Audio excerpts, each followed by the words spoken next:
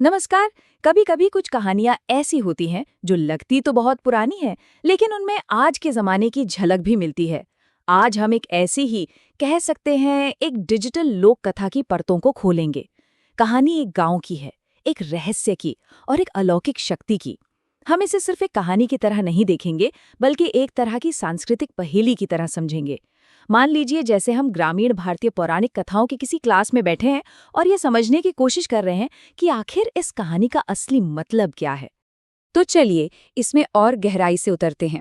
देखिए, किसी भी अच्छी कहानी की तरह इसका भी एक क्लासिक स्ट्रक्चर है। हम इसे 6 हिस्सों में तोड़कर समझेंगे। कहानी के परिचय से लेकर एक्शन, क्लाइमैक्स और आखिर में उसके नतीजों तक। इससे हमें सिर्फ ये नहीं पता चलेगा कि कहानी में क्या हो रहा है, बल्कि ये भी समझ आएगा कि ये कहानी इतनी असरदार क्यों है। कहानी में आगे बढ़ने से पहले ये जरूरी है कि हम कहानी के विलन को ठीक से समझ लें। चुड़ैल, ये सिर्फ एक शब्द नहीं है, इसके पीछे एक बहुत गहरा सांस्कृतिक मतलब छिपा है। दक्षिण एशियाई लोक कथाओं में ये एक बहुत ही शक्तिशाली अलौकिक महिला शक्ति का प्रतीक है, जो अक्सर खतरनाक होती है। तो जब भी इस कहानी में चुड़ैल शब्द आए, तो समझ जाइएगा कि बात खतरे और किसी प्राचीन जादू की हो रही है। हर अच्छी कहानी की शुरुआत एक सेटअप से होती है, तो यहाँ भी कहानी अपने किरदारों को हमारे सामने रखती है। और इससे भी ज्यादा जरूरी बात, हमें उस तनाव से मिलवाया जाता है जो उनकी जिंदगी में पहले से ही मौजूद है, और यही तनाव कहानी को आगे बढ़ाने वाला है।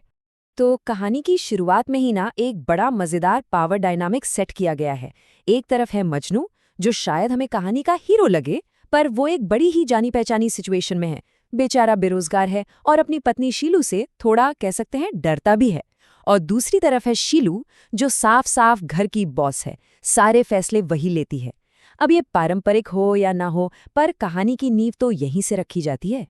और देखिए, कहानी के ठीक से शुरू होने से पहले ही शीलू का ये एक जुमला सब कुछ साफ कर देता है। ये सिर्फ एक चेतावनी नहीं है, ये तो सीधे सीधे अधिकार की घोषणा है। वो इंचार्ज है, और ये बात आगे चलकर बहुत बहुत जरूरी साबित होने वाली है। और बस यहीं से चीजें एक अजीब मोड़ लेना शुरू कर देती हैं। अब हम घर के आम ड्रामे से निकलकर एक ऐसी दुनिया में कदम रखते हैं जहां रहस्य और खतरा अंधेरे में छिपे बैठे हैं। कहानी के इस हिस्से को राइजिंग एक्शन भी कहते हैं, मतलब जहां तनाव बढ़ना शुरू होता है। जरा सोचिए, मजनू रात में अकेले सफर कर रहा है। ये चीज उसे वैसे ही कमजोर बना देती है। और फिर वो चमकते हुए बैंगन, उनका रहस्यमयी आकर्षण, ये तो एक चारे जैसा है जो उसे सीधा खतरे के मुंह में खींच रहा है। ये कोई अचानक हुई मुलाकात नहीं है, ये एक जाल है, और उसका यूं गायब हो जाना ही कहानी का सबसे बड़ा रहस्य बन जाता है। यहाँ पर आकर शीलू की चिंता एक्शन में बदल जाती है। जब उसका पड़ोसी भोलू आकर बताता है कि मजनू सच में लापता है, तो वो हाथ पर हाथ धर कर नहीं बैठती। वो एक डांटने वाली पत्नी से कहानी की मेन ड्राइविंग फोर्स, एक खोजकर्ता बन जाती है। और ये हमें कहानी के सबसे बड़े सवाल पर ले आता है। ये सिर्फ बैगन नहीं है, ये तो अलौकिक शक्ति का प्रतीक है। ये सवाल हमें सीधा कहानी के दिल में ले जाता है, ठीक उस पल से पहले जब चुड़ैल का असली रूप हमारे सामने आने वाला है। अब कहानी का दांव बहुत ज्यादा बढ़ जाता है। शीलू और भोलू, जो अभी तक शिकारी थे, अब खुद शिकार बन जाते हैं। वे भी उसी रहस्यमयी चमक की तरफ खिंचे चले आते हैं जिसने मजनू को फंसाया था। और बस ये तस्वीर पूरी तरह से दिखाती है कि मामला कितना गंभीर हो चुका है। हमारे तीनों मेन कैरेक्टर अब चुड़ैल के कैदी हैं, और वो उन्हें सिर्फ कैद नहीं रखना चाहती, वो तो उन्हें खाने की तैयारी कर रही है, ताकि उनकी जीवन शक्ति को अपनी ताकत बढ़ाने के लिए इस्तेमाल कर सके। ये है कहानी का क्लाइमैक्स, वो पल जब सब कुछ बदल जाता है। यहीं से पावर का बैलेंस पलटना शुरू होता है। ये वो लम्हा है जब शीलू एक बेबस शिकार से एक ठंडे दिमाग वाली स्ट्रैटेजिस्ट बन जाती है।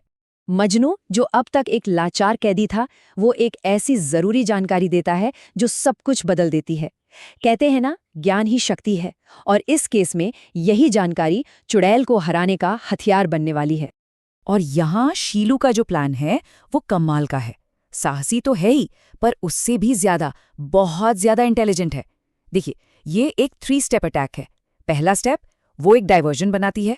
दूसरा, जब चुड़ैल का ध्यान भटकता है, वो सीधे पावर के सोर्स पर कब्जा कर लेती है। और तीसरा, अब जब वो खुद सुपर पावरफुल हो गई है, वो विलन से भिड़ने के लिए तैयार है। मतलब इतने ज्यादा प्रेशर में इतनी जल्दी सोचना, ये वाकई जबरदस्त है। तो शीलू के इस जबरदस्त दांव का नतीजा क्या निकला? अब हम कहानी के फाइनल हिस्से की ओर बढ़ रहे हैं, जहां हमें ये साफ साफ दिखेगा कि पावर अब किसके हाथ में है। लड़ाई ज्यादा लंबी नहीं चलती, ये बहुत तेज और निर्णायक होती है।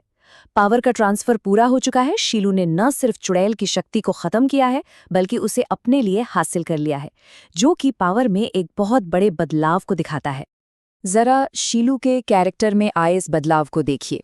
वो घर पर हुक्म चलाने वाली एक असर्टिव पत्नी से एक ऐसी सुपर हीरो बन गई है जिसे कोई हरा नहीं सकता। ऐसा लगता है मानो घर में जो उसकी सत्ता थी, वही संकट के समय एक असली दुनिया बदलने वाली ताकत में बदल गई है। तो इस सब का मतलब क्या है? किसी भी अच्छी लोक कथा की तरह इस कहानी में भी सतह के नीचे बहुत कुछ चल रहा है। ये सिर्फ एक एडवेंचर स्टोरी नहीं है, बल्कि ये उन सांस्कृतिक विचारों का आईना है जहां से ये निकली है। जब हम इन थीम को देखते हैं तो पता चलता है कि ये कहानी उस पुरानी सोच को कैसे पलट देती है जहां लड़की को हमेशा बचाने की जरूरत पड़ती है। यहाँ कोई बेचारी हीरोइन नहीं है जो किसी के बचाने का इंतजार कर रही हो। यहाँ तो एक ऐसी हीरोइन है जो अपनी बुद्धि और हिम्मत का इस्तेमाल करके मर्दों को बचाती है। ये कहानी महिला एजेंसी, स्ट्रैटेजिक थिंकिंग और घरेलू अधिकार के अलौकिक शक्ति में बदलने का जश्न मनाती है। और आखिर में ये हमें एक बड़े सवाल पर लाकर छोड़ देता है। लोक कथाएं हमेशा समाज का आईना होती हैं, जो हमारी उम्मीदों और हमारे डरों को दिखाती हैं। तो हमें खुद से पूछना चाहिए, हम आज जो कहानियां कह रहे हैं, हमारे आज के राक्षस और हमारे आज के हीरो, वे हमारे बारे में क्या बताते हैं? आज के इस विश्लेषण में बस इतना ही।